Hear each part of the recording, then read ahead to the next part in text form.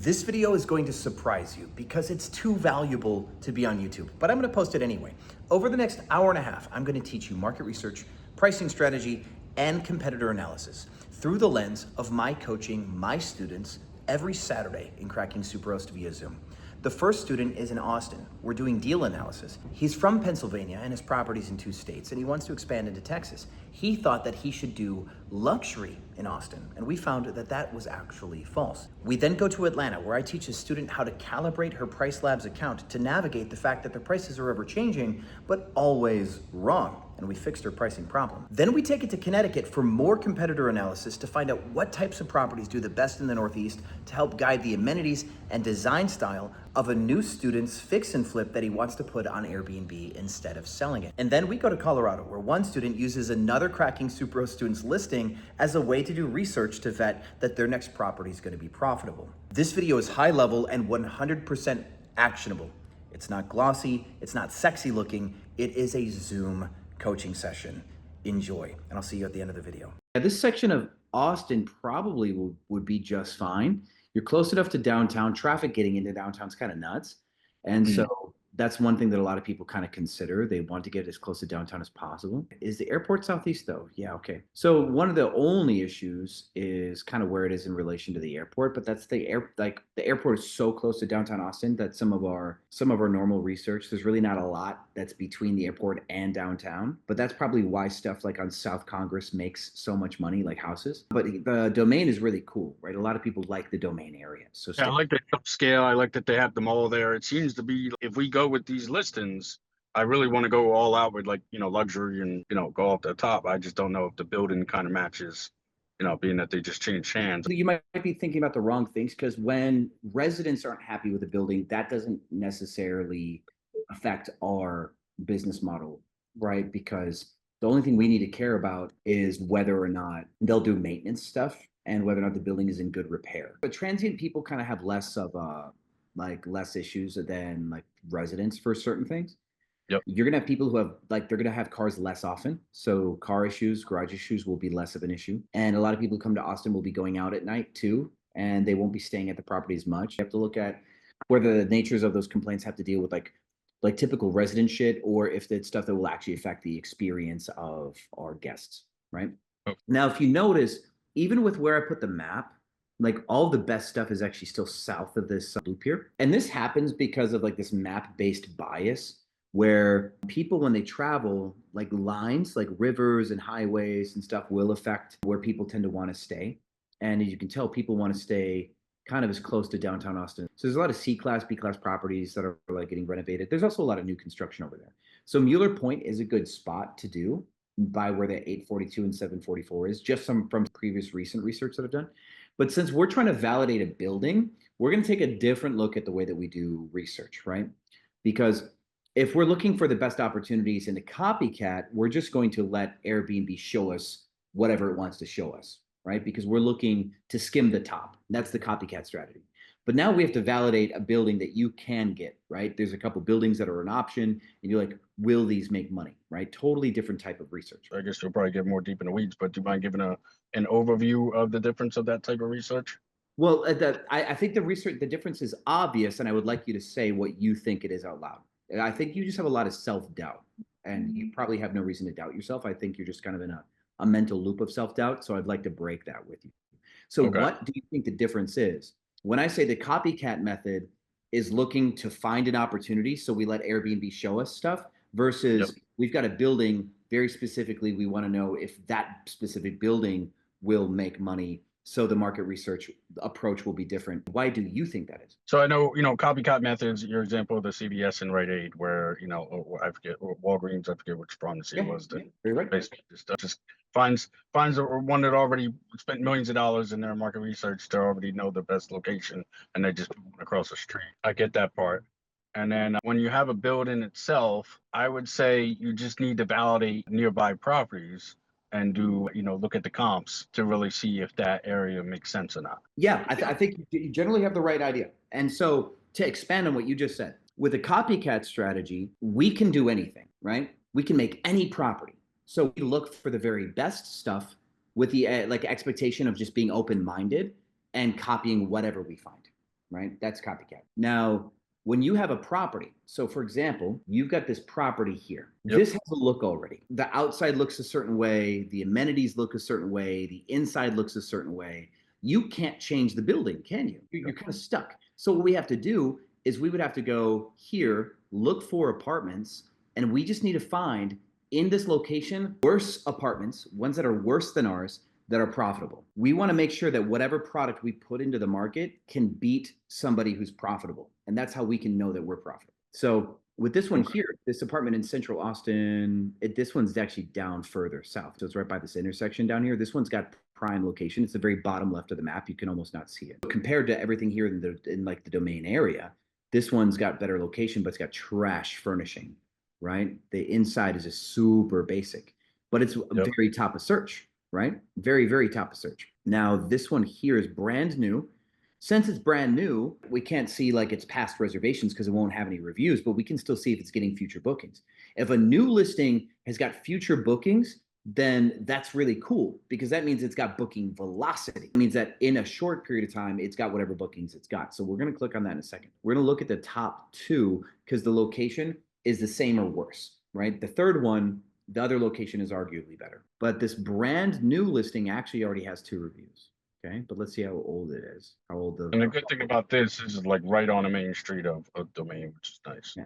So now this actually has 2 reviews from 5 days ago and 2 days ago. So immediately it's got bookings. Okay. And we can actually see in the future if it's got bookings in the future. So today is the 17th. So it's getting a lot of last minute bookings, but they actually don't have much in the future at all. They've got one in June. They got some in July. That's good to know, right? They had 2 bookings right away. Their calendar should be open further into the future. This is a very dumb move of theirs, but they got a June and a July booking. So this one doesn't have enough future occupancy for me to be like, oh, great. But the listing is brand new, right? Because it's got a review 5 days ago and a review 2 days ago. You got rid of that listed bump? The bump is arguably gone. What I think is what they've done is they assumptively put you at a rank. You get a score. There's an internal score on your listing. You get a certain number of page view. You get shuffled into the deck. Imagine every listing is a card in a deck and it gets shuffled. The higher your internal score, the more they shuffle you to the top of the deck, right? The lower the score, the more they shuffle you to the bottom. And so the market will flux on supply and demand. And so stuff that's low reviewed, low score will only really get exposure when there's going to be enough demand. So Airbnb will take the worst listings and shove them to the bottom. And in times of low demand, they won't even get any views because Airbnb is just going to keep them at the bottom. But in times of high demand, then all those shitty like listings are in kind of like in reserve. Okay, so now this one has 3 reviews. Let's see if it's the same owner. Probably not. Okay, yeah, different owner. Okay, a week ago, 2 weeks, 3 weeks. So they're getting a booking a week, just weekends only, probably. What that means. We don't care about the photos yet. And yeah, a lot of last minute stuff, because they don't have any future bookings either. So this one, I can't say we can use to validate either. Let's see, who else here? Who has a lot of reviews? So this one's got 66 reviews. This one is a 2-bedroom apartment. So now here's something.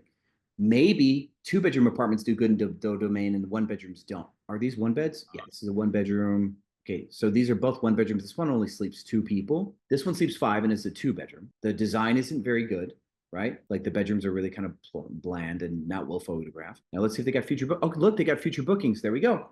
Cool. All right, we're starting to identify something. This listing, that's a 2-bedroom, has bookings the next 4 out of 5 weeks. 5, actually all 5 weekends, because the 7th is actually booked. So the 7th is booked, 7th and 8th are booked here. So this actually has bookings for the next 5 weekends and has bookings in July. So now this building, whichever building this is, this looks like a public amenity section. Living room's got a cool balcony. So they got a really cool external balcony, but their bedrooms are really shitty. But yeah, they got this balcony. They've got this private balcony. It's actually pretty big, and they really invested into this balcony. See that? Nice. Yep. So this is part of why they have as many bookings as they do, is they've got a really interesting outdoor space. But this is an apartment complex because look, they got a neighbor over there, right? That little plant wall, that's a neighbor on the other side, most likely. Yep. So they took their big balcony and made it really interesting. And that's an important thing. So this 2-bedroom with a big balcony has got bookings every weekend. So this one's a winner so far, right? And you can take this and go, all right, like we'll have fun with it. They call it the treehouse, but it's actually not a treehouse, right? That's just the name for this apartment. Yep. So yeah, I would keep this one in your back pocket. Now, to kind of break down, if we're going to look at what their cleaning fee is, let's go into the future where prices don't change as much, maybe. Okay. Let's take a look at their 2-night price here, $523. Now, let's see if a different 2 nights is also $523, the 18th and 19th. Yep. Okay, cool. All right.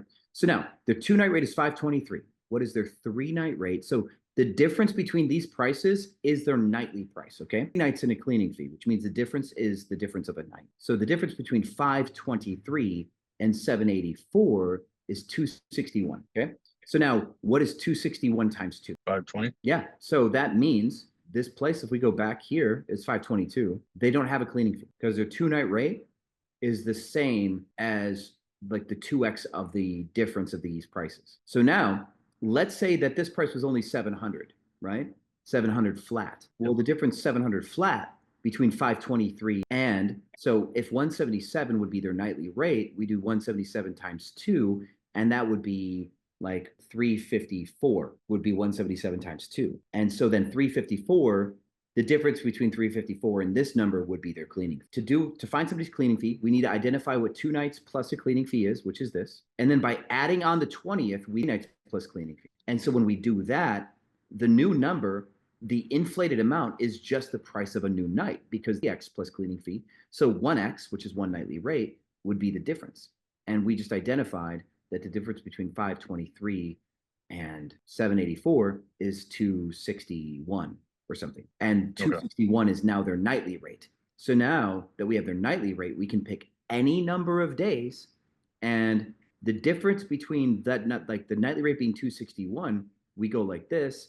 We do 261 times 4, right? And 261 times 4 would be their nightly rate times 4. And whatever the difference is between 261 times 4 and this number would be what their cleaning fee. So I want you to rewatch that if you still don't understand how to like pull the cleaning fee out of these numbers. That might be the cleanest way that I could explain it. And that's a cleaning fee. But because they don't have a cleaning fee, we can then just take a look at their weekend prices now too. So their weekend price is you can just tell just by that they don't have a cleaning fee. Their nightly rate is 261, right? I guess it's baked in, right? Let me repeat. Their nightly rate is 261. What is 261 times 2? 520. 522. Don't get lazy. 522. Okay.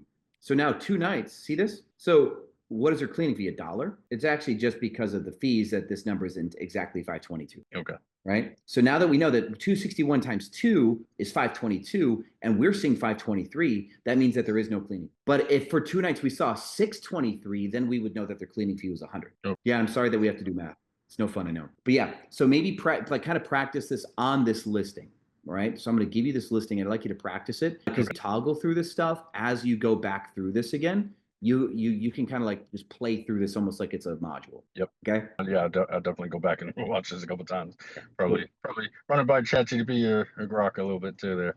Yeah. So what I did is I went to the future here because the prices are less likely to be dynamic, like super dynamic. Sometimes we go here and we're going to see that like May 18th and 19th could be a funky price.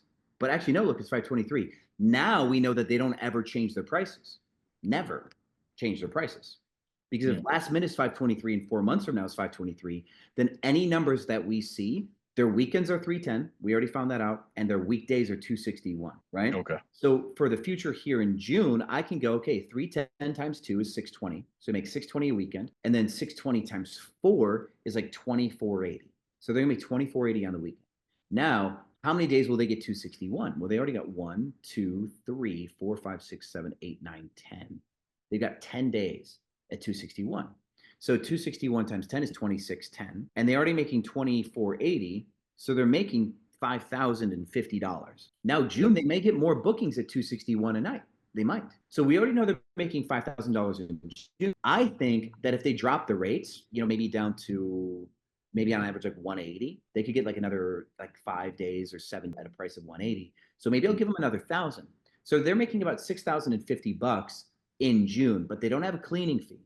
So now we'd have to guesstimate what we would do cost of cleaning and how many housekeepings they'd have. They got 1, 2, 3, 4, 5, 6, possibly 7 cleanings. And I'm going to say $7 times 7. So $490. So their net after cleaning is going to be about $5,500 in June. What we can do is then we can go to VRBO and look because they didn't have a cleaning fee, we have to adjust for cleaning fees just because they didn't have a cleaning fee. Does that make sense? Yep. Yeah. If we found out what their cleaning fee was, we would do all this math minus their cleaning fee, and the final number that we would come to with their nightly rates would bypass their cleaning fee, and we wouldn't have to do this extra step that they don't have. So this listing makes about $5,500 in the month of June. So we look at June here, and June looks like to be this 3,500, this 2,500 eyeballing. This is probably 2,950, 29. So this looks like 2,750, right? So 5,500 is exactly 2 times 2,750. That's really easy. So we can go up here and multiply this number by 2. They're going to make about $69,000 a year. A 2-bedroom. Okay. Nice. Yeah, about 69,000 and change. For this 2-bedroom, they'll make 69,000 and change. So then when you go look at the rent, if their rent is $3,200 or $3,300 a month because they got this beautiful balcony, then they're going to pay about $40,000 a year in rent, right? Could be what they're looking at. Yep. And then because of that, after like they still have about $20,000 of $29,000 in net cash flow minus utilities and stuff. And if the utilities are $400 a month, which is high, but we're going to say because it's a 2-bedroom, then they're looking at 5,000 utilities. They're profiting 23,000, 24,000 a year. Divide that by 12. They're still making $2,000 a month net on a 2-bedroom property with shitty furniture, by the way. So if you get a 2-bedroom property that does 70,000 a year, to the moon, right? Look at this. If you can net $1,500 a month with this property, that would be impressive normally.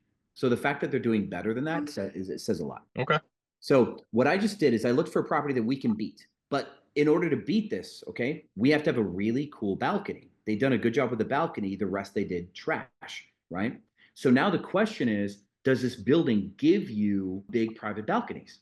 And it doesn't really look like it, right? The link that you have, that's the one in Georgetown. The link. 1 second. Okay. So now the one that we found has X factor that you can't beat, which is their big balcony. But this was an example of drilling down. And we keep looking. So we can keep looking at these other ones here. This one is showing the pool for an apartment complex. They're basically saying, look at the pool as their main photo. Their bedroom sucks, right? Yep. So I'm not going to go through the numbers because we have a token in 1 minute. But the numbers that I just went through, you'd copy the same process, okay? But we're going to check future stuff, okay? This one only sleeps 4 guests. It's a 1-bedroom.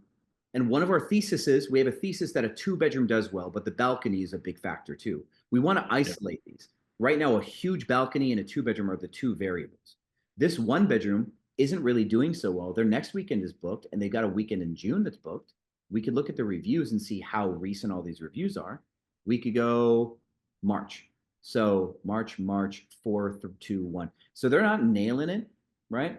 But we can then go look at their prices and go, well, are they too expensive or not? But they're $633 for 5 nights, so they're not too expensive. But their bedroom is super ugly, right? So we got ugly bedroom, but they were leading with a pool photo, right? This is a 2-bedroom.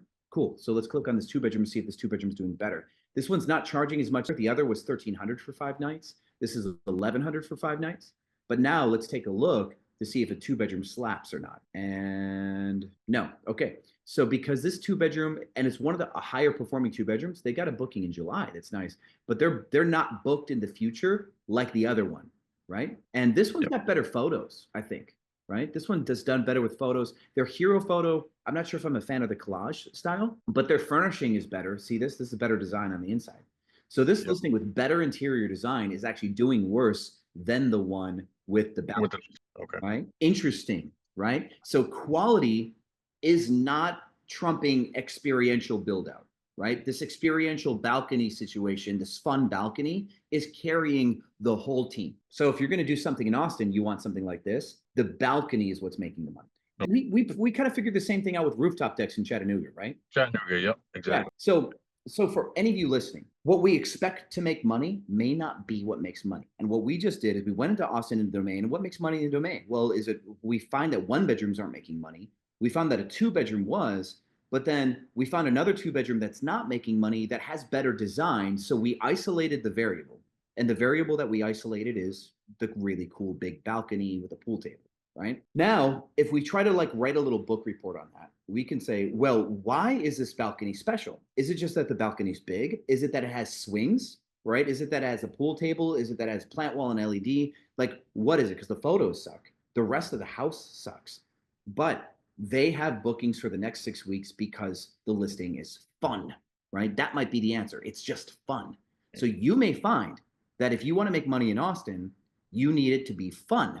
Having a big balcony definitely will help, right? So I would encourage you to continue this search. Look for other things that you can build a thesis off of and then prove it. Because when we looked at this one listing, we were like, okay, it's either that it's a 2-bedroom or that it's this balcony, right? And we identified a better 2-bedroom at a lower price that wasn't booked. So the 2-bedroom isn't the solution. It's the fun element. Now, can you find one? If you find fun 1-bedrooms that are making money, then we can isolate that the common variable is a fun build out. So keep looking throughout Austin for fun stuff. And if you can find more fun apartments that are making money, then you've answered your question on whether or not you know what makes money. And then you say, okay, out of these buildings, can either of these buildings provide what I've just determined is going to make money? And if you can't find that your building can reproduce the thing that's making the most money, then we have to go look for literal copies of the building that we already have, right? We have to look for buildings that are just plain small balconies but have good amenities. And then we go through all these like more average listings and try to determine if they are profitable. And if you find that these units are profitable, then the building is safe, right? So one part of research is, okay, we can't make something that's a top of market because this building can't do what we find is best, then we just have to find out if our investment is safe. Be like, okay, I've got a building and I'm going to put $30,000 over the course of a year between rent and furniture. I'm going to put 30K in. Will I get 45K back, right? That's going to be kind of the question you want to answer because you already have the building in your hand. Now, will the building make money? Will it make the most money? Probably not. Going to make the most money. Can I find other units that prove to me that this will make enough money? And so that market research is different than the copycat strategy in that way. Okay. So definitely more thorough, more when you have a building that you know that's already in hand versus just doing a copycat strategy and going wherever. Just I'm ready to be whatever it takes. So let me find what's best. And if I can understand what is best, then I'll just copy it, right? Okay. You don't need to know why it's best. You just need to know that it's best. Now, with this other one, be like, I've got a house. And this house, it can only do so much.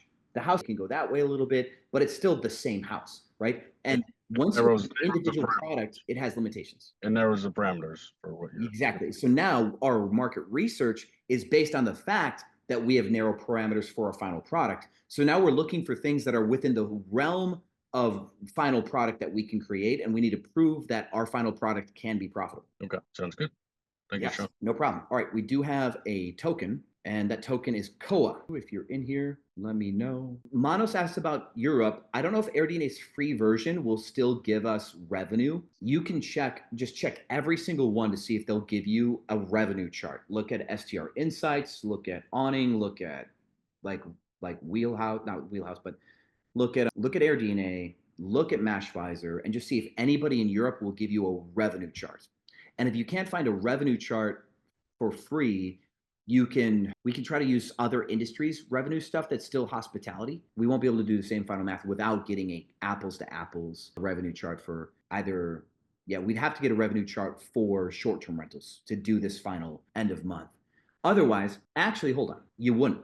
If you can identify that a property in Greece does $10,000, for example, and then you find a booking volume chart for plane flights month over month for Greece, then you could extrapolate inbound flights as tourism demand. And if you find that the $10,000 in March is half as big in tourism demand as the tourism for July, you could extrapolate that chart to kind of do the same thing. But I would then shave like 5% because it's a non-linear, like non-apples to apples. I'd take it and give it a conservative shave is what I would do. I'd create this end of year extrapolation using a plane flight chart, and then I would shave 5% off just because it's not exact. That's something like the way I would look at it. All right, Koa, if you're here, please sound off in the chat because there's no Koa named in the group. Like there's nobody in the list. And then if there is no Koa, our next is in a half an hour. And so Charlie, you'll be next here in a second. Okay. I don't see Koa in the chat. So Charlie, you might actually be next. So let's for the sake of moving forward, let's move forward and we'll see if Koa announces themselves here soon. So what's up, Charlie? Hey, Sean, how are you doing? Happy Saturday. So I forgot the name of the game that we talk about, but the Minecraft game. Battleship? Battleship, yes. With Price Labs, my prices are like I got 4 bookings in one day. So for the 2 bedroom, And how far out? What's the range? What's the nearest one and what's the nearest is tomorrow. I mean, May tomorrow? 17th. Okay, cool. All right. So anybody listening, Charlie is calibrating Price Labs. Okay. She's got a number, and that number goes up and down every day. You all kind of get how that works, right? That number is wrong. And so we changed it. Now that she changed the number, everything else cascades. Your base rate then kind of goes like this, right? If the base rate's down here, it'll go like this, right? So she moved her base rate, and now all of her prices throughout her calendar are like this, but this stuff over here just booked, right? So by lowering her base rate or raising it, I think you raised it and it stopped working, so you lowered it back down. Right. And then we said if it works, raise it back halfway, because you raised it 20, now it's dropped down normal, you're gonna raise it 10, right? Okay, cool. Now what we need to do though is we need to identify what'll get you booked beyond June 20th, which is a month-ish away, right? Wait, I did not tell the truth. I got a booking in July. Oh, cool. July 9th. All right. July what? July 9th. So from July 9th to tomorrow, you got 4 bookings. Yes. Okay, cool. So everything beyond July 9th, which is today's the 17th. So July 9th is like 45-ish, almost days. 40 days? 40? So 40 days would be June 27th. So 50 days would be July 7th, 55. Okay, so 60 days. Like we can assume right now, we're going to assume that everything inside of 60 days is correct-ish. Okay. What we want to do is we now want to increase your rates within 60 days, maybe by just a few dollars, just a few. But we want to lower everything that's beyond 60 days by a few, if we can do that. Okay, so because my base, so I raised it up $10. It was at 145, but once I got those 4 bookings, I raised it up to 155 for my Okay, base. cool. So now you already raised it. Cool. So what I would like you to do is, since you already did that, we're going to freeze that in time. But everything beyond 60 days, we need to lower it not only back those 10, but we're going to lower it down just another few dollars, just a few. Okay. So Everything beyond 60 days. Yep. So everything beyond 60 days, you could use an early bird discount, but Price Labs may give you some sort of early bird kind of thing like that too. Okay, so everything beyond 60 days, lower it a couple more dollars, like $5. Yeah, below what your original rate was. So you just raised everything from 40 to 50, 45 to 55. Mm-hmm. So now $5 would be 2%. So if you could, would have been 2% of 245. But now $15 is basically 5% of 255. Maybe 5 or 6%. So what I would like you to do is, with your new base rate beyond 60 days, do a 5% or 6% early bird discount beyond 60 days. Okay. And so now beyond 60 days is what I would consider to be zone 2. Zone 1 and 2 both exist beyond 60 days. Okay.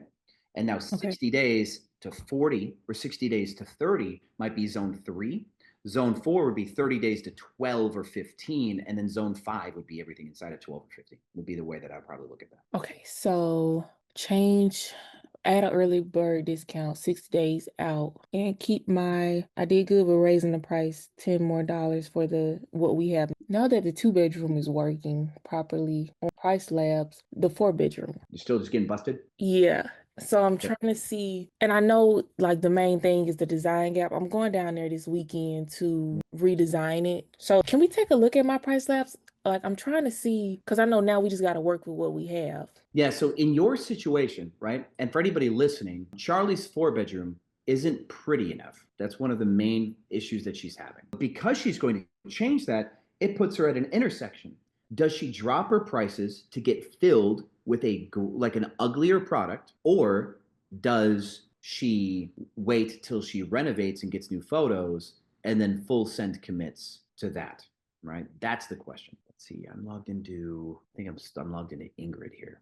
Let me sign out. And I sent some links for some of the products that I want to buy after we went over like the designs that we were going to do. And I wanted to get your advice on we'll get to that part. We can one thing at a time. So let's go into Price Labs so people can see me goof off real quick. Google Chrome. Okay. So here's her calendar for this 4-bedroom. I really wish it scrolled better, but let's look at your June.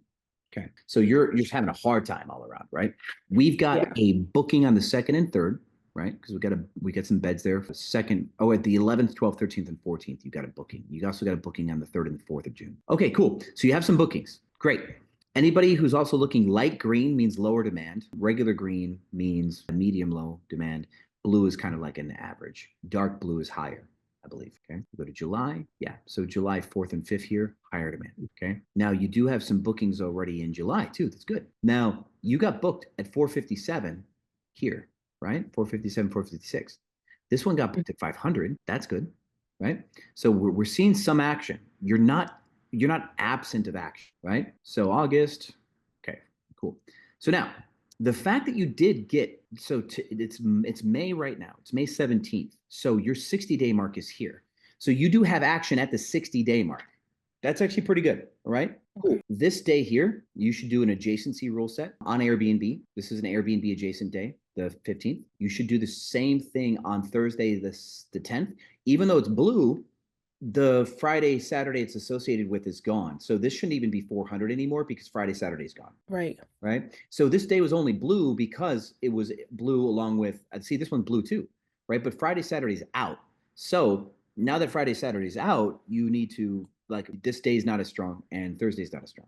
Okay. What you can do, you proactively take the 4th and 5th here and make it a 3 or 4 day minimum. Maybe I can do that for you. Minimum stay. I'm looking at it right now. I can do it on my end. I just threw it in for you. Okay. So now this Thursday, yeah, anybody who checks on a Thursday, if they touch Friday, Saturday, it'll have to be 3 in right there. So that's important. So you can use this same logic and go through and look for demand days and just like, so for example, yeah, we already did this one here. This August 4th and 5th. No, this should be July. August 29th. Okay. So these days here also should be 3 day. Okay. So I'm going to do that. Right. We're just going to proactively look at these really high demand days and just like guard your weekends. Right. Okay. Now, what you could do is you could enforce a 4 day, but that could be a little bit rough. Right. The likelihood of a 3 day stay touching this high demand day over here, the Sunday, is much more likely because it is higher demand. Right. So when we see 5 and then 5, what you could do with this day actually now here, this Thursday, is you can actually bring this one up. You're going to percent change in recommended price.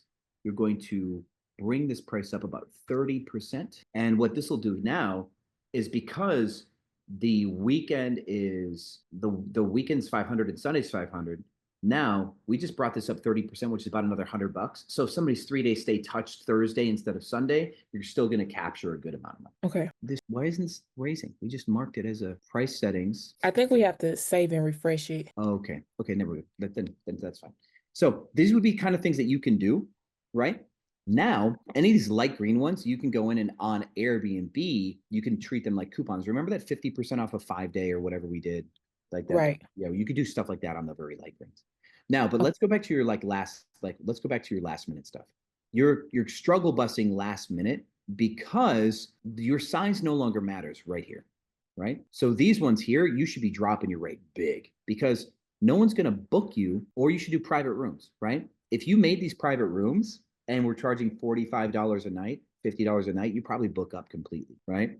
And you'd be booked at $200 a night if you did them $50 a night. So when we go back to your past, which it's really funky that it's not actually showing me your past on this chart because we're doing review prices. Yeah, it doesn't show you on, well, at least I don't think it shows you on Price Labs. Come on. Don't you be like that. Price Labs, you're going to lose my endorsement. They already lost my endorsement. Can't talk shit. I'm going to ask one of the reps because there has to be a way to be able to look at it. Yeah, because your trailing data matters so much, right? Yeah. It matters so much. Your hit rate is a big deal. And so we would like to see, like, I would like to look at your past data and go, well, yeah, none of your Tuesdays are getting booked. So like, we need to gut this right away, right? And so what I would do is when you go down to refresh the place, I would put in locks for each door so you could do a split strategy. Okay. Make sure you have that ability. Because once you, like, all your Hail Mary for like these days right here, like if you don't have a booking, well, you actually do, right? Some of these are gray. Right? No, so those are the days that I'm going to be down there. Okay, they're privately blocked. Got it. Yeah, so if you weren't down there, obviously you don't have a booking, right? So you'd be throwing a Hail Mary, and so private rooms would be your best bet. Okay. You know? So the week of the 26th, you may find that private rooms are actually how you're making it. Okay. Yeah, that would be the main change that I would focus on there. And because you can't really you're not going to get a group of 9 next week, these rates do have to come down to reflect that. And that's why I think split strategy could be better for you, because you might have to come down to 130. Because look, you were at 150 here and that didn't work, right? So I using the did lowest drop that documented temp price. logic. I was gonna say I did drop that. Well, not drop the price. I did block those dates out like in the beginning of April because I knew I was gonna be down there. And Well, but yeah, with that aside though, these prices are in the 200s and they're not booked yet, right? right. So if you find that these days commonly pass unbooked, like a week away, these probably should come down. You need to keep this lowest documented attempt journal right now. If these dates failed, your lowest documented would be like 214, 215, 216, right? So next week you bring them down like 202, and then you bring them down to 165, right? When we play Battleship, we might just decide if you have a very low hit rate for any of these days, if your Mondays, Tuesdays, Wednesdays are often left behind, then I would get these down to 135, 145 and build up from there, which means that in my June, I would do the same thing for these days here. These days I'd have it like 150. This is already down to 150. These days I'd like 170, I think is okay for these. But then these days here too, instead of 260, I wouldn't trust price labs on my 2 Mondays, Tuesdays. So I'd have these at like 190, right? This far out. And I would start testing to see what actually gets me action. And then once I know what gets me action, then I'll start to build up from there. But right now, if your Mondays, Tuesdays, Wednesdays are constantly just getting left behind, you need to say, okay, Price Labs is probably wrong by a factor of what you could do. I don't know if you could do it like this. No, you can't. What you could do for Price Labs is you could take these dates and go, okay, I don't trust their Monday, Tuesday, Wednesday. Change everything by a factor of like negative 20% or something like that. You got a 1 night minimum on okay. So what we'd have to do, because you had a 1 night minimum on that. So what we do is we'd probably go, change negative 15, and we make sure that your minimum stay is there. So there. And so now these will be negative 15%, right? And you may find that any of these date ranges, Monday, Tuesday, Wednesdays, you're going to be playing with this kind of buffering it down or buffering it up. You may buffer down your Mondays, Tuesdays, Wednesdays by 15% globally all the time, or just within 60 days, right? That might be, or within 40 days, or within 30 days. You may also find that your weekends, you buffer them up beyond 90 days, but then you bring it back down inside of 90 days, right? This is the level 2 calibration. Your 2-bedroom, you're just changing your base rate, right? And you're finding that you're starting to get action. Now your 2-bedroom, you're going to do the same thing that we're talking about here, but here with your 4-bedroom, since you are getting some action in July, right? That means that you're within reason, your base price is accurate enough, right? Because you are getting bookings, right? So now we have to look at what is not getting booked. And so when we look at it, your weekdays are the stuff that's just getting murdered, right? If your weekdays are having a hard time, then Price Labs is wrong about your weekdays, but it's more correct about your weekends. So now we have to go into specific weekdays and ratchet them down 15% or ratchet them down 20%. And now we're doing this global change. And then if we can nail this, we can see if there's a way to more permanently get the right price by changing day of the week settings or other things like that. And so that way we don't have to manually go in every week and add a 15% drop. We'll see if there's a way that we can program this. But this would be phase 2. And which means our weekdays will be lower, but then we have a more aggressive weekend strategy. However we build it, we still have to discover what the right rates are for weekdays versus weekends. And the 2 outcomes may be that we do it flat here, but another outcome may be just that we have multi-day discounts in Airbnb too, right? We might decide that we're using multi-day discounts to achieve this on Airbnb. Okay. So, because we have I'm always looking at my historical data to see where I hit it and where I get booked at for the week. I feel like my floor is 150 for the weekdays. So I know the prices that Airbnb has is wrong, but I was trying to give it a chance to get the price right. But as I'm looking at my Airbnb calendar for the 4-bedroom and the past, I was getting bookings during the week for that 150, 145 a night. So I want to say that's my floor. So maybe, and this is just me just thinking, maybe for the week, go in Price Labs and for Monday through Thursday, put it at that floor of 150 for like maybe within 60 days, like the first 60 days or 45 days or something like that, and like see how that performs. Because like I'm looking at these past bookings, I was getting 150 a night for that like Monday through Thursday. Well, your floor is only your floor if you're 100% booked at 150 Okay. or like 96% booked at 150, right? You want to identify what number you always get booked at. Okay, so then my next question, I know we put the minimum days for like to protect the weekends.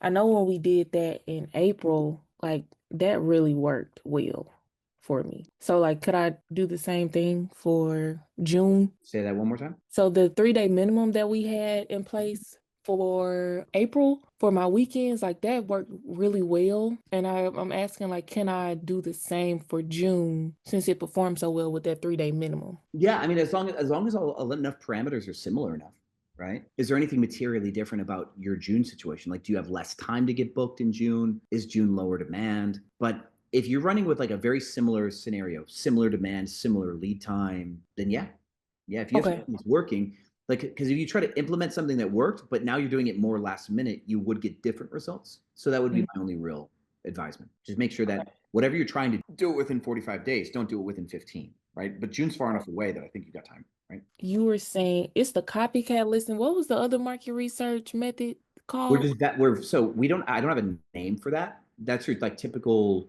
you're validating a product that you have your hands on is the different approach, right? I have a house or I have an apartment. I can sign this lease, right? That's the thing. I can sign a lease for this product. I need to prove that this exact product will be profitable. So you're validating an opportunity with a product that you already have. So we're not looking for the best opportunity in a market. We're looking to prove that a product can comp, right? So we need to comp against like identical other product would be that. And in a market that just generally does well, you can look for properties that you just generally like, see which landlords will say yes, and then kind of do your comps on properties when you find a friendly landlord. But in markets where like we're not sure if properties will work out, then we should like really look for our opportunities first. I really like when we don't have a landlord on the line, we should use the copycat strategy. But if somebody hits us with like, hey, you want this building? That happens. Somebody's like, hey, I've got something on a silver platter. Then we need to make sure that whatever is being served to us is doable. And so that's like the situation that he's in Austin. Okay, cool. And then my last question is like that was gonna be my method. I was just gonna like bulk call and see where I can get a yes from. And when it comes to figuring out like what I should be paying for rent, basically I would need to go and do market research of like units that are performing good, but like have like opportunities to do better in like design or location or whatever. We like to find listings that you're going to pay rent on. We're looking for the closest parallel to that property that we can find that we can beat. And we want to see a rent to revenue multiple. We want to see the revenue at least 2.7x of the rent. We'd love to see it 3.x the rent, right? We won't tolerate anything that's less than 2.5x unless it's a hyper huge property. Like Ingrid from last week, $22,000 a month in rent, 2.2x is still like almost 50,000, right? And so that'd be okay because there's still plenty of room in the middle. But any reasonable non-luxury property, 2.5x is our lower tier. And so we're looking to find an opportunity similar enough that we say, okay, this property is like a good parallel to what I'm about to do, and I want to see its revenue 2.7x or better. So I would add the weekends and the weekdays multiplied by 12. You would do exactly what I did in the very beginning, where I find the weekend price, the weekday price, I figure out what 1 month is, and then I go to VRBO to extrapolate the year. Okay, got it. Exactly what I did in Austin with that balcony. Okay, I'm gonna go rewatch that after they post it. But that was my last question. I'm gonna keep you updated in the chat this week. I have like the carpet cleaners coming to clean the carpet so like the pictures can be fresh. I got the throw covers. The duvets are on the bed. So I think this is gonna be really good. Cool. But yeah, I'll definitely keep you updated, Sean. Enjoy your weekend and thanks for having me. Yeah, happy to help. See you next week. George, you're next because you got a token. So I unlocked you. Welcome to the front. Hey, Sean, how's it going? First time, new to this, so I'm trying to figure it out.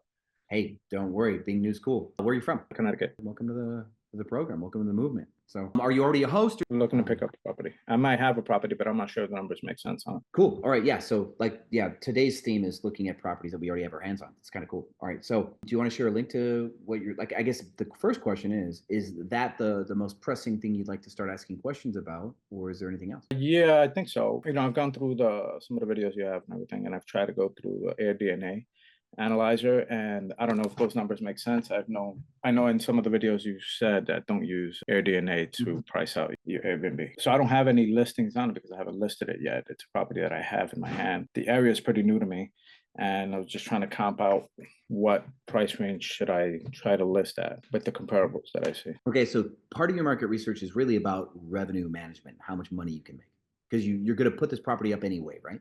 Right. Cool. Is it already designed? So it's completely renovated. So I usually do fix and flips and buy and holds. And this one, a fairly decent size unit. And being that I renovated everything, I think it's a good option for me to list it on short term. Super cool. And but it's not yet furnished, which is No, not furnished, which is my other question is the size of the property. How much should I look into spending on the size of the property? 2,400 square feet. It's got living rooms, family rooms, bedrooms, bathrooms, 3 bathrooms. Yeah. So I think that question is going to be secondary. We need to first look at what's going to make you money. And then the question is how much does that look like it's going to cost? And if we don't like that cost, how can we cut the right corners to still hit the mark for less, right? That's kind of the way I would. Where in Connecticut are you? Bethel, Connecticut. Bethel, Connecticut. There we are. Cool. Okay. So let's first just go in and take a look. How many bedrooms is the property? It's 3 bedrooms, but has a finished lower level that can be another bedroom. Good. Okay. And then 3 full bathrooms. Okay, cool. Is it like a house, like one of these? It's a raised ranch house. Cool. All right. Well, great. So the very first thing when we're looking, we're going to say, okay, what is around? What do people like? What's getting pushed? And so the very first couple of listings really show us what Airbnb thinks people will book in Bethel, right? So this first drone shot, this barn with a lot of this outside color makes me think it's maybe even the same owner as this, but nope, they're different neighborhoods. Okay, cool. So this red barn look is a winner. Top 2 listings both have a red and white trim. That's already something to know, right? Who knows why, but so far Airbnb pushes that. We've got a couple that show the interior, but everybody's got this very plain white, gray, very light color stuff going on. Then we got a couple bedroom ones with the same floral color bed that's kind of funky. These are bad hero photos, but what's cool about this then is in Bethel, the very top 9 listings, 2 of them have really ugly hero photos.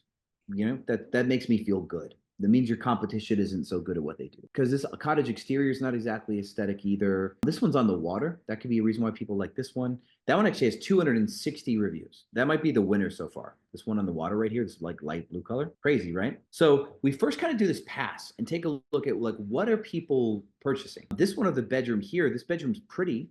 It's a pretty bedroom and it's got 78 reviews, which means it's getting booked. Now what that might mean is people would like a place that's kind of better designed. And after seeing all this kind of stuff with these ugly bedrooms, they're like, oh, finally a bedroom that's kind of pretty nice. This person knows what they're doing. So we may find that there's just not a lot of really good hosts. And so any basic good design might put you ahead. But red exteriors seem to be fun because 3 of the properties in the top 6 have a red exterior, kind of like a barn style. People like that on the outside. And then on the water, is also a rare feature that people really, really like. So these are the things that are worth knowing. Do you actually have the address for this listing? Because now I want to try to extrapolate this into where you actually are. 23 Aunt Patty Lane West. So Aunt Patty, Patty. There, you got it. There you go. Right there. Yeah, Google's good like that. Okay, cool. So now let's see. So that's an old picture. Now it's more modern on the outside.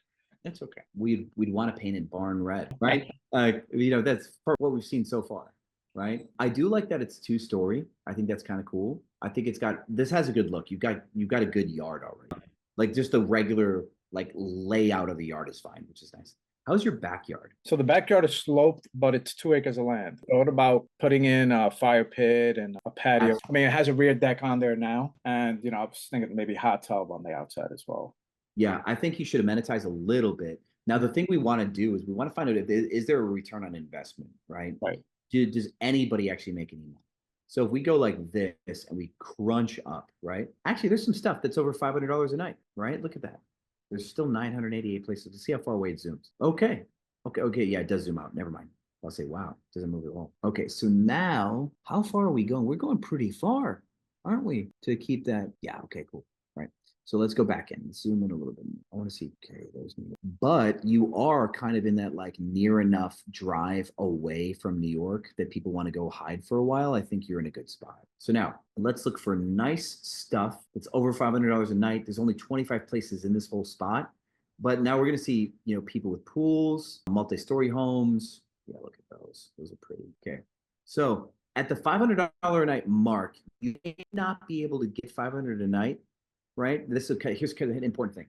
We just decided we're going to see who's priced at like a certain amount of money and what does it look like. So what I just did, so just not to move too fast, there's this price filter here, and the minimum price for 5 nights is $2,500 on my little search. Right. So I wanted to see what's in that range. Well, now here's the thing though.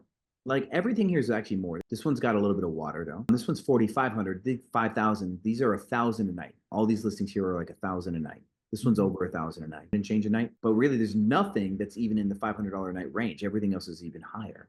So I'm going to bring this down a little bit more. I want to see, do people sell at a price that we can take advantage of? Right? So let's do this. Let's look at this rate range. Okay. So now stuff for 5 nights, I'm pretty sure. Yeah, for 5 nights, we've got this one's like over $400 a night, and it's got a little stream. This one's on the water. This one's cute, super personality forward, but it's got a pool and a ranch. Okay. So there's water involved there. This one may not have a pool, and this one's like 350 a night here. So this one doesn't have any amenities. It's just the house, right? So this house in Newton is about 300 and change per night and doesn't have anything special going on for it, right? This one is about 350 a night. Ugly so far, nothing special. This one only has 4 reviews too. I was not expecting this one to really, I would not expect that to be. This one's 400-ish a night, little single-story cottage, good plants, good yard, just generally good, right? Now this one could prove something, right? So let's document that. What I would do preemptively too is you're going to do this you're going to have pricing like that you're going to do against your competition. So this might be one of the ones where like, oh, this is going to be a competitor. They're cute, 4-bedroom, whatever. So I'd hit save and make a wish list, right? Create new wish list. And I would call it Bethel, right? Something like that. Bethel competitors, right? Something like that. And now this wish list, I'm going to keep that for later, but I still want to look at that one later, right now. And I'd keep going and look for like really relevant competition for what our offering is going to be. This one's about $400 a night. This one also has a bunch of reviews. Their design kind of sucks, whatever, but this could be another one where you would need to consider them because we're going to compete against them. So we'd still add this one to the wish list, even though I don't think this is one that we're going to try to use to prove our business model. We're still going to add it in, and we can keep going and add different competitors into that wish list, and then we can use it to run prices later. This one's got a really cool yard. That's really pretty. I don't think you can keep up with this one per se, but now this one's better than you in a lot of ways. Like probably, yeah, it's really antiquated. It's got a lot of personality. So I would actually keep this one because when this one drops their price, this one will probably be like, if this person's unbooked, they'll come and take her lunch. But notice this one's not booked. This one's not available until September. These ones are available in May, right? These are available in May, but this one's booked until September, right? That's a pretty important detail. So this property, amazing landscaping, right, is really their value add here. They're probably just jammed, unless they're just blocked because they feel like being blocked. Okay, that might be it. This property, okay, it's not that they're booked. They actually open up their calendar in September. Never mind. I'm about to say if this property is like completely booked and you see like little spots that are open here or there, then that would prove something to us, right?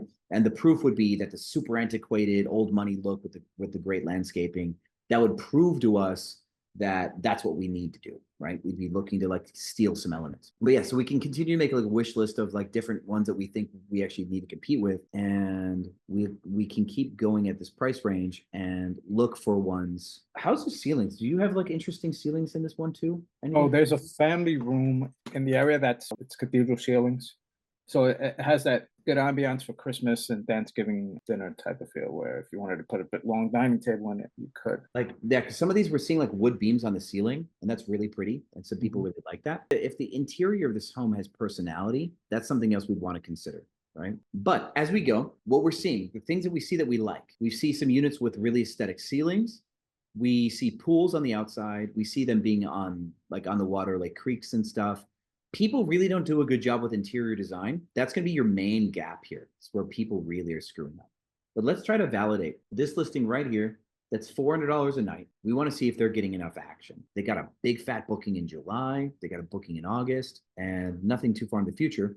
But now also let's take a look. Let's see, how are they pricing their October? They're not pricing to the moon or anything. So let's see what they're pricing their August for. They were $13.69 for 3 days. Let's see if it's the same. $13.69. So they're really not changing their prices with the software.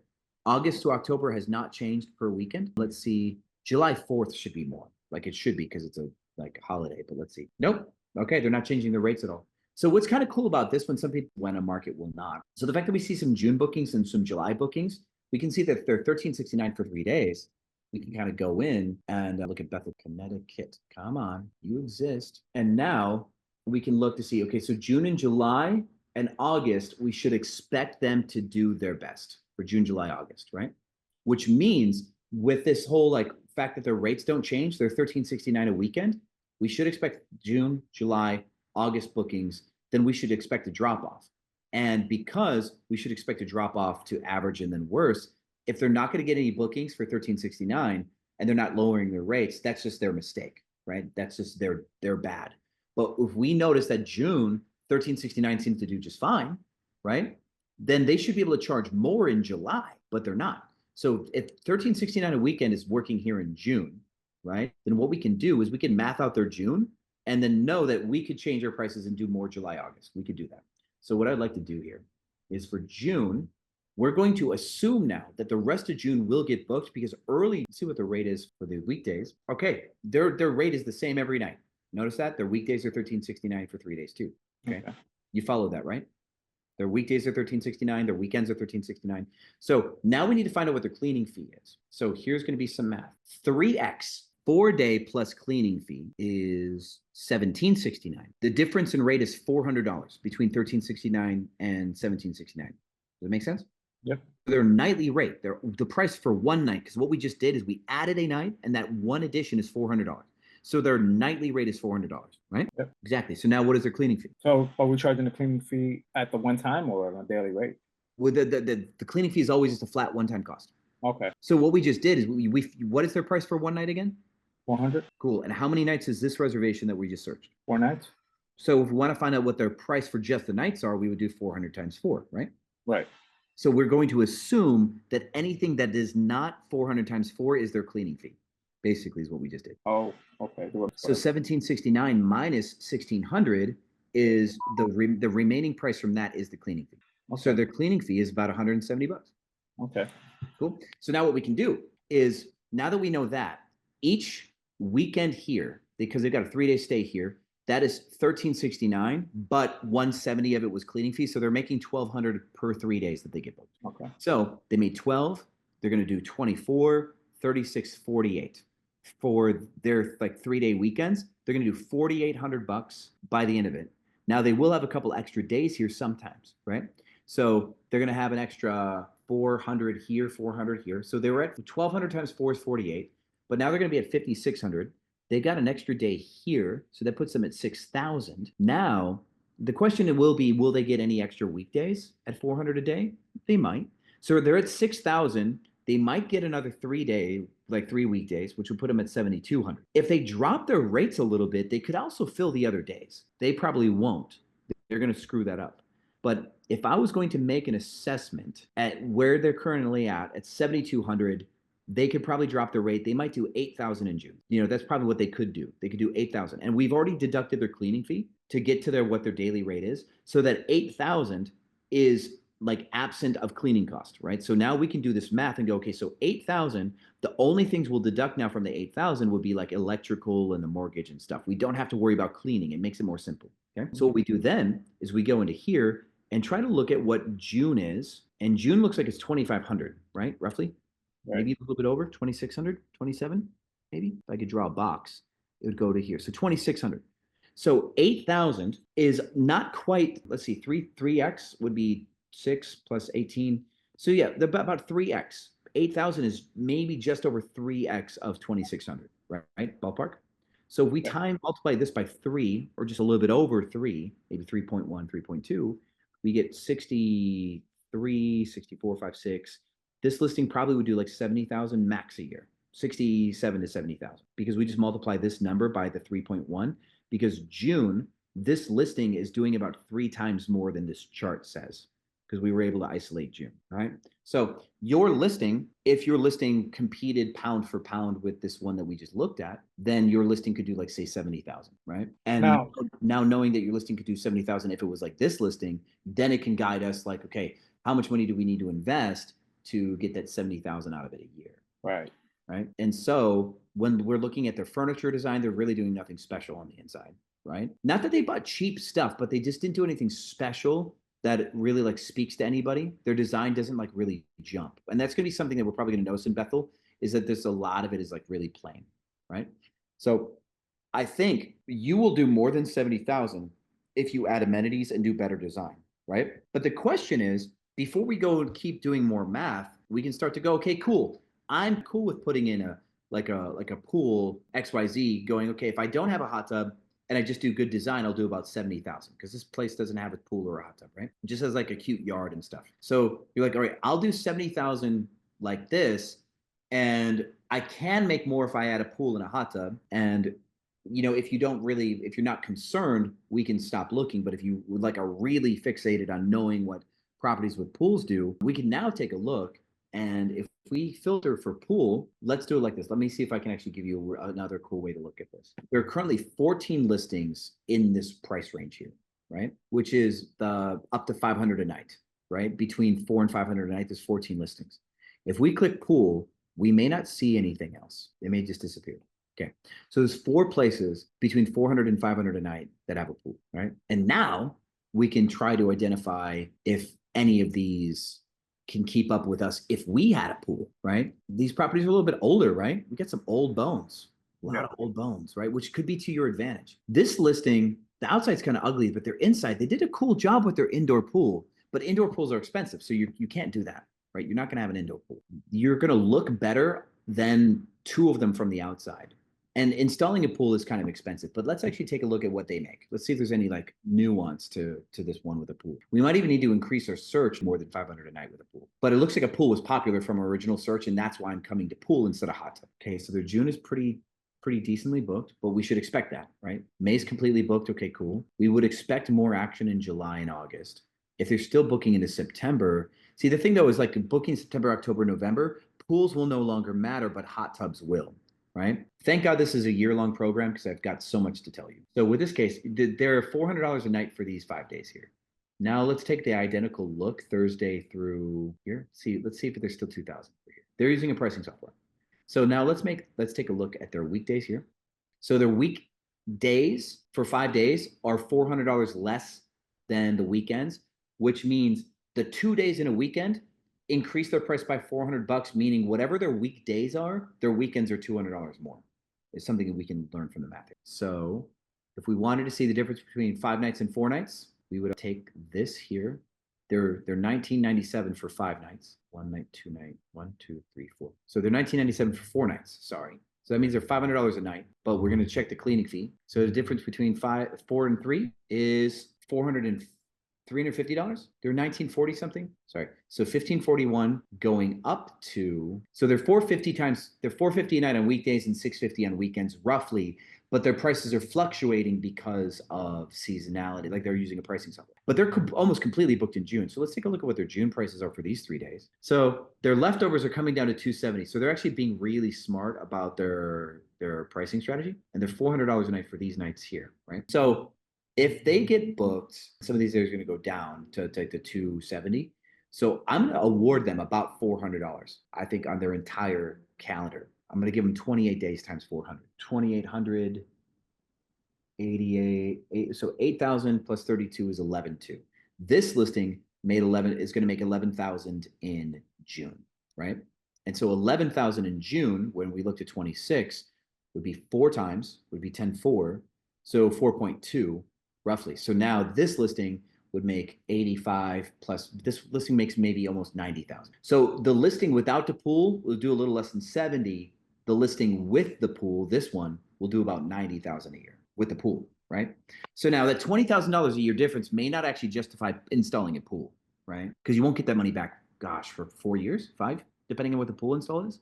So the hot tub might actually be the better amenity addition, like as far as cost effectiveness. So now what we can do is instead of a pool, we unclick pool and we click hot tub and see what pops up. So, and we see if a hot, like, I don't know if a hot tub is like popular out here. So there's no places with a hot tub at this price point. So now we're gonna have to climb. Only places with hot tubs are this much money. Look at that. There's 2 places. We're gonna back out. We need more space.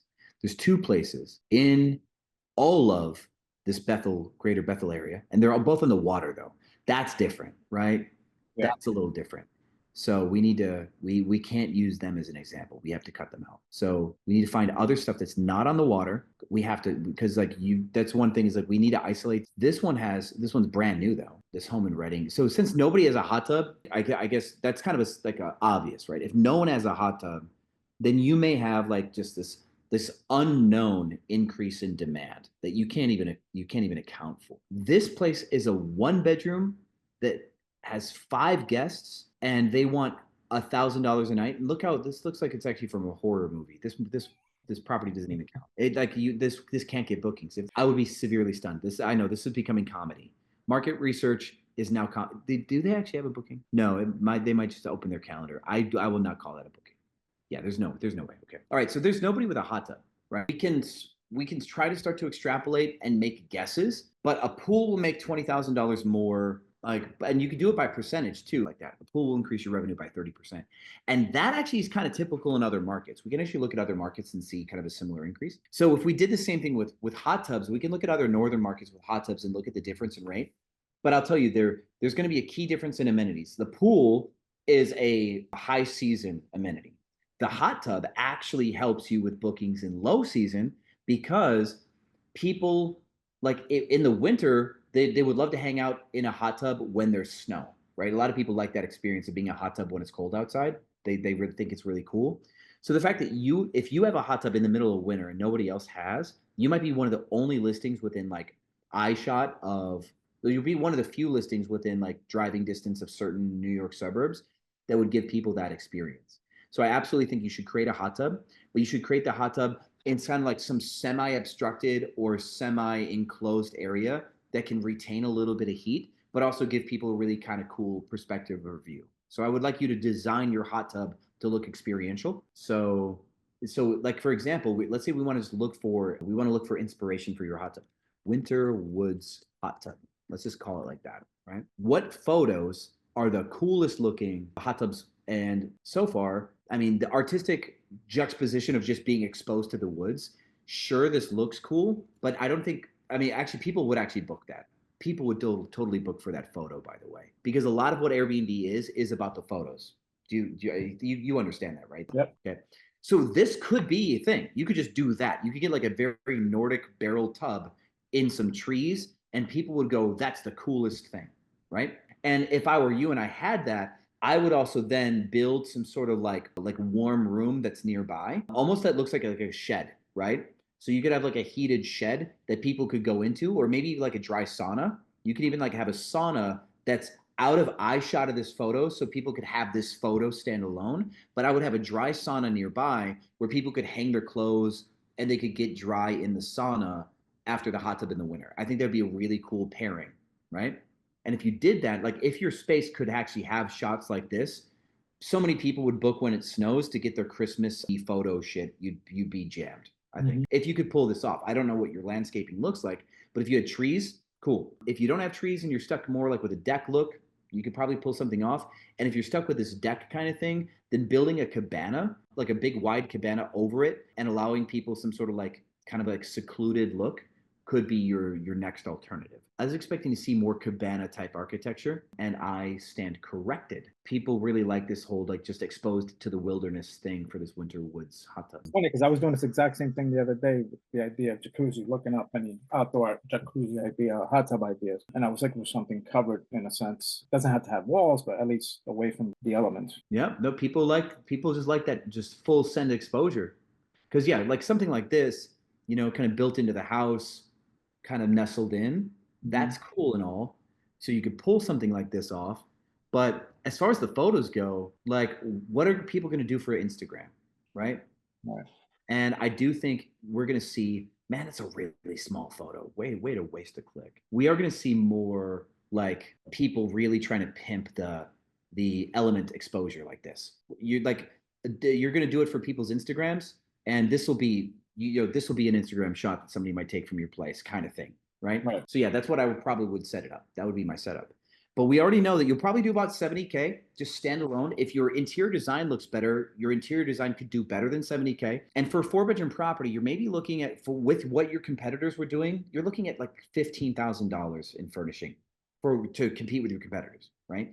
You put 22,000, 25,000 into furnishing, you're going to be standalone far better than anybody else's design. You could probably still pull it off for 15, like interior wise. You could for 15 or 17,000 just be a little bit more intentional, and you could probably do better than everybody else for 15 or 17. The outside, how you do your landscaping, the hot tub, everything else, that is a whole different dollar amount. So to do an outdoor sauna and hot tub, like one of those barrel hot tubs, the ones that look really good in the photos, you may spend $8,000 to $10,000 on the entire logistical package of the walkway to the sauna, and then like friendly landscaping that gets to the hot tub but still has that like secluded look. You might spend an extra 10K outside for the fire pit, the sauna, and everything. The inside you could get away with maybe just 17. If you can swing $35,000 for the whole bit, you might be able to crack like $100,000 a year. Now, how do you base the occupancy rate? Occupancy percentage is, there's a little bit of voodoo in it. I guess the best way to describe it. Like, I've heard 50. Some people do a 50% occupancy rate. I do 60. I mean, what's a number? See this chart right here? Yeah. This chart is a revenue chart. It's not an occupancy chart, but they overlay. You cannot get more revenue without also getting bookings. So where January only makes 900, but then July makes 3,000, it's a combination of lower prices and no bookings, right? So January, February, March could be a really ugly time of the year to get bookings, but nobody else has hot tubs. So you may find that your occupancy is protected by being one of the only places with a very picturesque hot tub situation in winter season, right? And then, yeah, because occupancy for May is 46%, right? And that's here, right? So the average month is a 46% occupancy, but that's market wide. There's people who are not changing their prices. They're not fighting for occupancy. I think your property, let's just be realistic and say, like pragmatic, but also realistic. If you fight for occupancy, if you change your prices, if you're proactive, you'll do 75%. If this amenity combination makes you desirable in the winter, which is the hard time of the year, you might actually do 85%, 88%, right? But if you do it right, you should hit 75, even though like May's average is 46, you should still be like 90 something percent occupied in the month of May if you priced right, right? So I'd say May through December, these months are all 90% capable. All of these ones are 90% capable if you navigate your prices right. It's January through April that looks like people get their asses beat.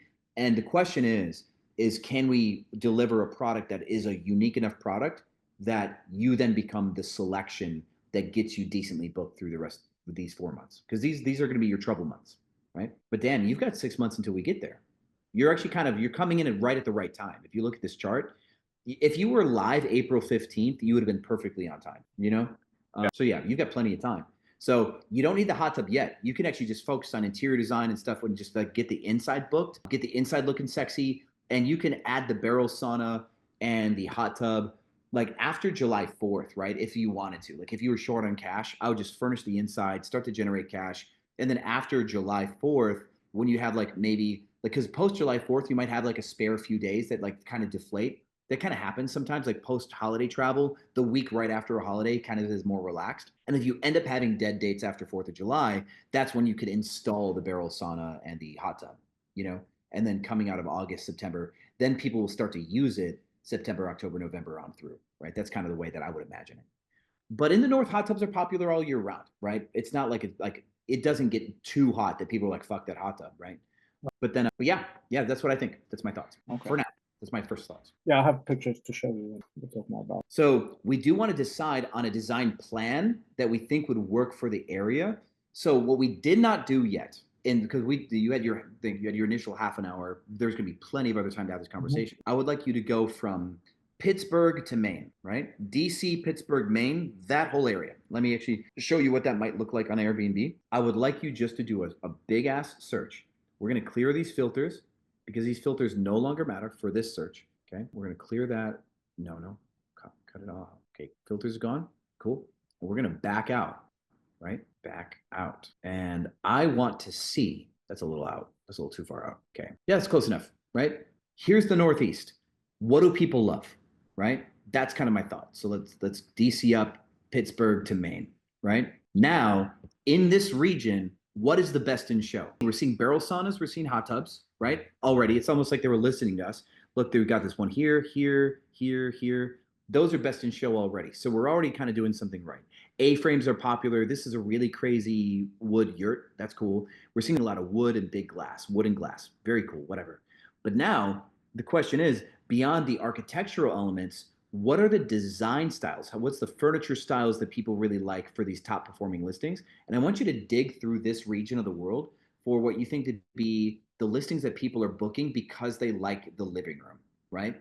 What are the living room styles that are carrying the top performing Airbnbs in the Northeast? And if you can like identify photos that are designed well for the region, we're going to copy some of those best practices. That's really the next bit of market research is what design plan should we implement based on what people like inside properties. Any questions on what we covered so far? No. How about when you have to cater to large families? I mean, do you usually put any bunk beds or anything else like that? Or you guys just usually just do single beds? Well, you're going to be able to sleep. You have 3 bedrooms and the whole basement. The basement's probably pretty large, right? That's about 400 square feet. Yeah. So you could like set the basement up to have multiple bunk beds and have also like a game room at the same time, right? Yeah. So there's these triple decker bunk beds. They're on Amazon all the time too. And yes, I mean some of them are super not expensive. Love that. Okay, cool. So there's twins. There's also full size ones. Let me see if I can actually find a full size because I believe fulls are better. Bunk, full over full. There we go. Okay. Yeah, that's also not expensive either. That's great. So what I would probably do, let me get this. I would take and maybe put 2 triple bunks, triple fulls down in the basement, but then also make like a game room for the kids. Like have shuffleboard and a pool table or have arcade games or have shuffleboard and arcade games. Right. And maybe even make the room look a little like you could even do like a Back to the Future room or something like that if you wanted to kind of like be themed and fun. Right. You could play something like that. And then the upstairs 3 rooms could all be like legitimate, well-designed stuff. Right. And that way the kids all hang out downstairs and are loud and dumb. Right. And the parents get their piece upstairs. Right. And that could be you have 3 families that'll come and stay. Right. And congregate. So that's probably the way that I would do it. Do you provide washer and dryer as well in your unit? Oh, absolutely. Absolutely. Okay. Because at certain length of stay, any stay longer than 4 days, you absolutely need a washer. And also you should be doing washing on site. So you might provide a washer dryer to them, but you might actually have a separate shack that you set up that you get dedicated power to, and you put a commercial washer and dryer in there just so that way you can do a ton of linens in a short period of time. You may dedicate to that. Okay. That, or you actually just have the commercial washer dryer somewhere where they can access it. You just don't, like customers can use the commercial washer dryer, you know? Yeah. I mean, there's room for, there is a washer dryer hookup in the basement, full bathroom as well. That's what I was asking. Yeah. Getting a commercial down into the basement might be tough, right? Because it's so big. Yeah. But yeah, so if you can't, then I would still maybe build like an external, addition to the house somewhere where it's like not so much in the main photos, where you can just put a shed with a commercial washer dryer. Even in the garage. By a side door, something, or in the garage. Something. Yeah, that's what I was thinking. All right. You're gonna max out on people, but the basement it's putting 6 beds for kids with like 3 bunks like that is probably the easiest way to really max out your guest count, because you could do 2 king suites upstairs. One of the suites could be double queen. That gives you 4 beds. That's 8. And then each of the fulls can sleep 2. So now you get 12 downstairs. You can now sleep 20 people, like just because of the triple bunks, right? Yeah. So that's something like that would work. And then like the couch, you could have a sleeper sofa. You could sleep 22 or 24 people if you do it right. And like VRBO and other places, groups of 20 are looking. So yeah. All right. Are we good to understand? There's a lot to look at with the numbers. Yeah, I think you're in a good spot. You have a good base house. And I'm only half joking about painting it red, We have to kind of be loyal to the data. The very first thing we saw was this barn red out exterior, and we have to kind of ask ourselves, is this what's going to do? But then we actually see the exteriors for some of these other houses in the Northeast that are super popular, and they look like super wood, right? The A-frame wood and glass. Now, I don't think you could necessarily copy that style, right? It might be worth a shot, but there are definitely outdoor aesthetics that get more bookings. And before we go live, it's good to like just do this kind of homework and shop around and look for these best practices. So you go, oh, I'm just going to copy that, right? And that's the phase that we're in. We're going to copy what we think will make money, like the hot tub in the trees. That'll make you a bunch of money. Yeah. Good. Well, rock on, George. Welcome to the movement. Yeah. So are all the meetings on Saturdays like this? My meetings are just like this. Okay. This is exactly it. You can use a token or you can wait in line. We've got a couple hands up. So once we're done, I'm going to address the people whose hands are up. A lot of the other coaches copy my flow. Very similar. Karis is our interior designer. Brandy's our accountant. Sean Ray is our buyer's agent. So he helps people negotiate deals. Wasim does both sales training and business credit development. So you want to like get business credit to expand your business. And then Monish and Josh are both like 7-figure hosts that have worked with me for years and know almost all of my processes. So if you were like wanting to talk to me on a Thursday or a Tuesday, like Monish and Josh are like the people who are most like me. Okay. I don't know if I can show you these pictures if you wanted to see them. If you just throw them into a Google Drive link, so that way you can throw them in a folder and I can see them. And what I can do is I've got 2 more hands that are up and we've got another token, but you can also put your hand up and I can revisit you because I've given you about an hour almost, like, and you can have more time. I just would like to, of course. Yeah. So I'll probably do the next couple of hands and token. And if you want to put your hand up, we'll circle back and look at your photos if you want to hang out and wait. Yeah, no problem. Cool. Rock on, George. Very fun name. Thais? Sorry. I should memorize your name by now. But That's fine. Thais. Thank you. All right, Thais. Hey, Shan, good to see you. Has been a while. Did some good work in my property, I feel like. I guess I'm just kind of need a wellness check because I'm starting to get another property in the same area. But I go back and forth between, should I make sure everything's okay with my own property, number one. And number two, even though I did get this property and I'm kind of confident with market research, the property I'm looking at, it's much more expensive. So not much more, but like expensive by like $800, $900. So kind of makes me nervous when like I'm dealing with a bunch of expensive rent at the same time. Okay. You have a link to a property that you're casing out that you would like to put on Airbnb potentially, and you're nervous about the increase in price? Yes. Cool. Can you hit me with the link? Yeah. And what is your net income on the other property that you have already? For the 2 properties, this month I'm gonna be making $84,000 so far for May. What is the net margin on the 80,000? What do you mean by that? You said 80,000. Yeah. 8,000 per month. Okay. Eight. Okay. I was say at 80,000, I don't think you should care about nothing. Yeah. Okay. So you're making about 4,000 per month per property. Yes. Okay. And so your rents or holding costs are about 2,000 plus. Yeah, $2,000 more or less. Yeah, in that case, you don't have a lot of margin, right? Mm-hmm. This is a 2-bedroom. What size are the other ones? They are 1 bedroom. Okay, so now we need to prove that a 2-bedroom can do more money. I would skip to a 3 personally. But hey, let's see what we can do. They do have a 3-bedroom available in the area, but it's outrageous expensive. I'm actually gonna drop the link for that one. How much is the outrageous to you? What amount? $4,200. Okay. Yeah. Okay, so $1,200. All right. So let's see. So Golden. Now this is a downtown property kind of thing. Yes, it's right on Main Street. Okay. That's The cool. location, it's really good. Okay, then that's good to know. All right. So Yeah, it's mainly location heavy, not amenity heavy because it's an apartment. Most places in there are not that amenity heavy. yeah. Well, that's also good, right?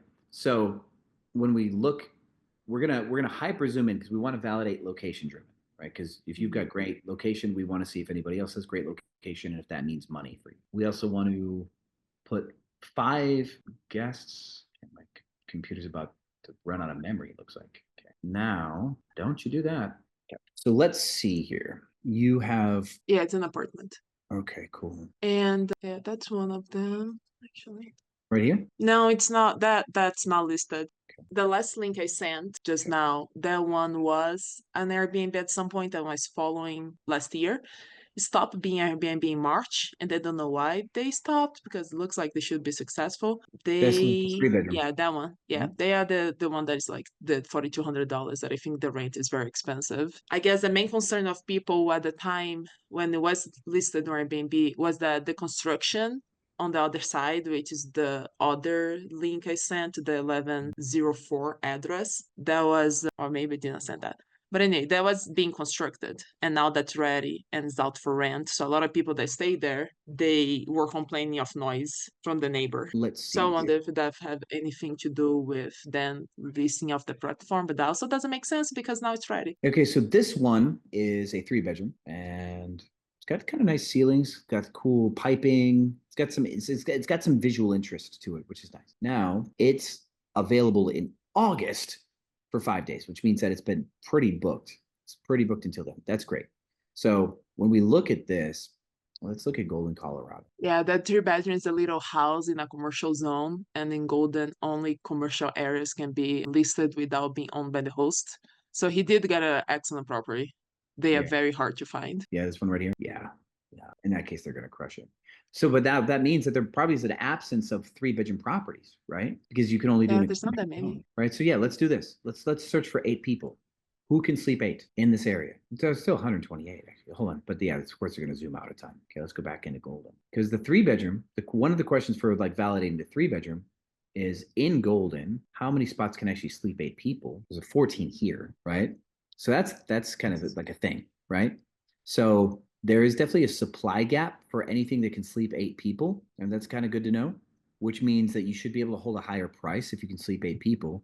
But then, you could get a 2 bedroom to sleep 8 people, are kind of arguably depending on bedroom size. So you might still just do that. That looks like a small bedroom. That's not fun. Yeah, the last link I sent is also a 1 bedroom, 2 bedroom, 1 bath, and it's a little prettier, which makes me I'm more interested in. This one's 1,300 square feet. This other one, 1,300. Now, that means that there's way more that you can do to sleep more people. Is this a 2-2? Okay, the fact that this is a 2-2 is kind of good. One of the bedrooms is tiny, right? Is what it looks like. Whoever took these photos maybe just sucks at their job. I would love to see a floor plan for this. If the floor plan of the rooms could be a double queen, one of the rooms can be a king. You'd have a sleeper sofa in the living room and have 2 rollaway beds, and you can sleep 9 people in a 2 bedroom with 1,300 square feet. Is a lot of square foot. And circumstantially, if I was going to try to go to war and like make money, that's what I'd be looking to take advantage of that. Because like you just said, there's a supply restriction. And so, yeah, like I went up to 9, sleeping 9 people. How far out like to 95? It's so wild that it's like, please look in other market areas because there's not enough stuff in Golden. But yeah, we go like this, and there's 12 places here that includes stuff that's down here, right? We go into Golden and cut the stuff that's kind of like out of it, and you probably got 8 or 10.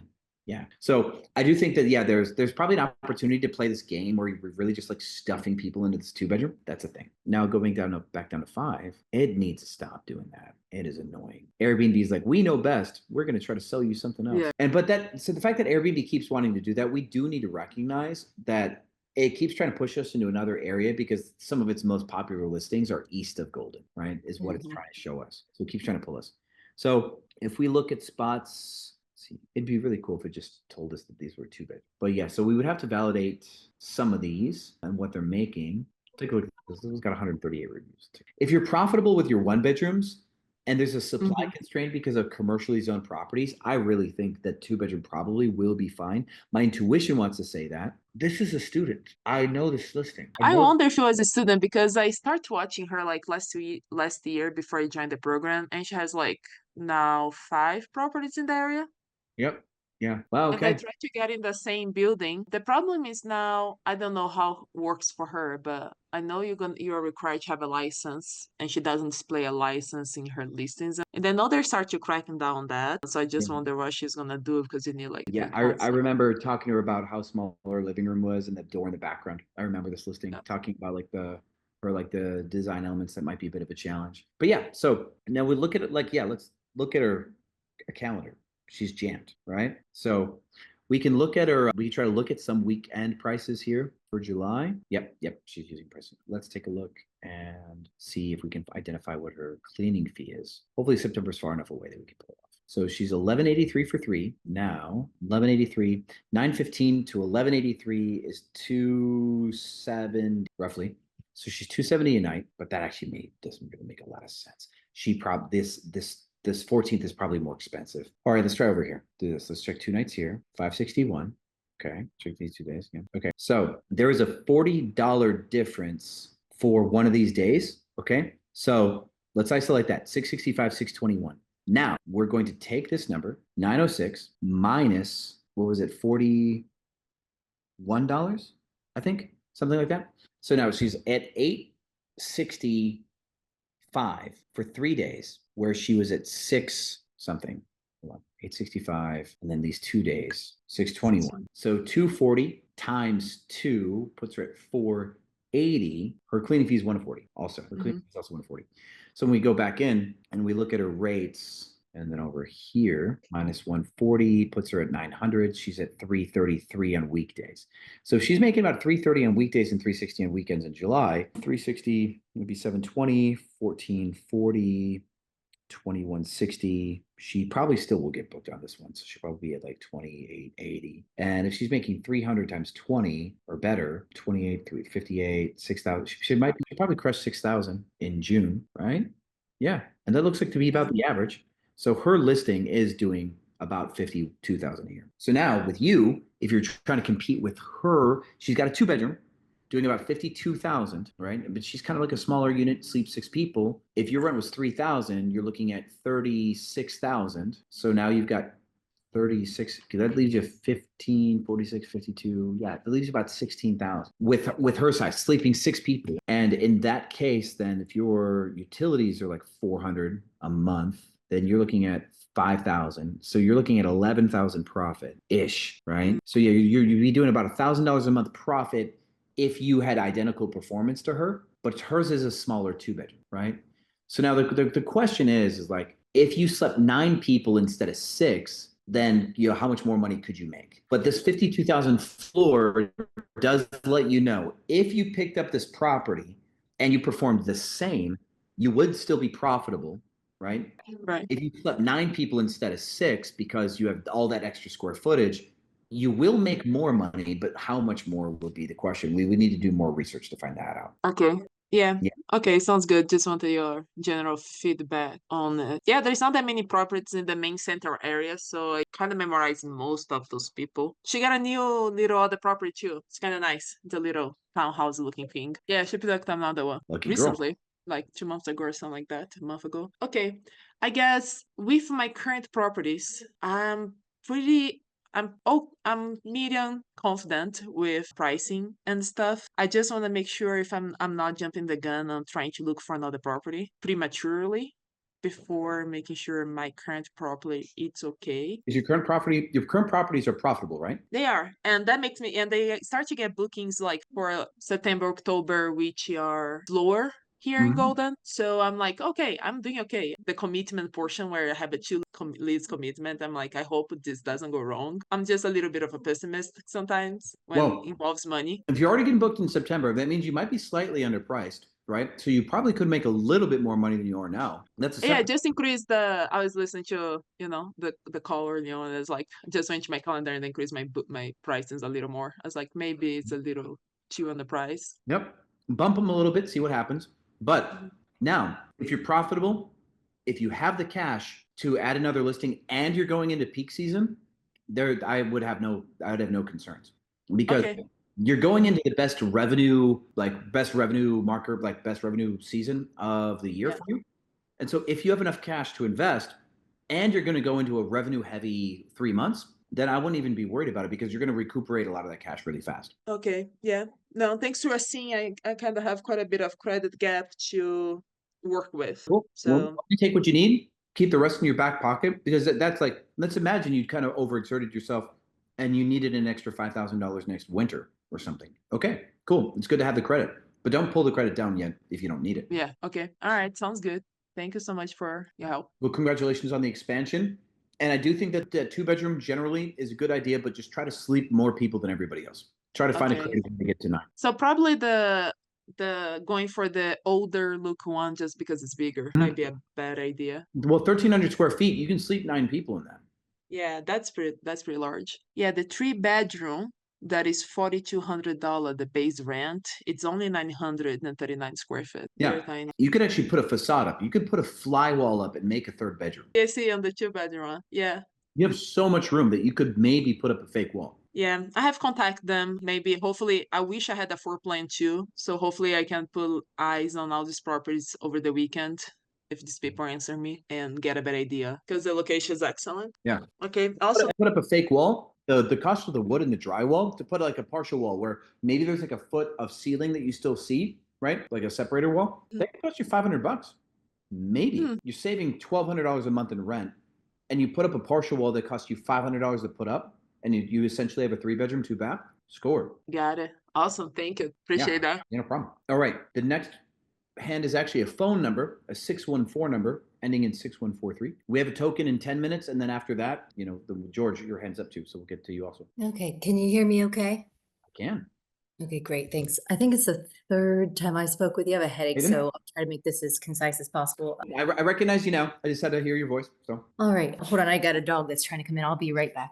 cool. Sorry, guys. I'm bulking. I need calories, real tough. So for those of you about to listen in, Raven has a retreat, a very artistic retreat. Her and her husband do all handmade artwork, and they've done a great job with the design. And what we found is this kind of like artistic approach, even though like the details are powerful, the message is powerful. Airbnb is a very surface level product, right? People search and they skim. There's a lot of skimming. And so with this retreat for Raven's property, we've needed to find a way that we can create the proper aesthetic while people are skimming in order to get clicks so they can kind of go down their rabbit hole.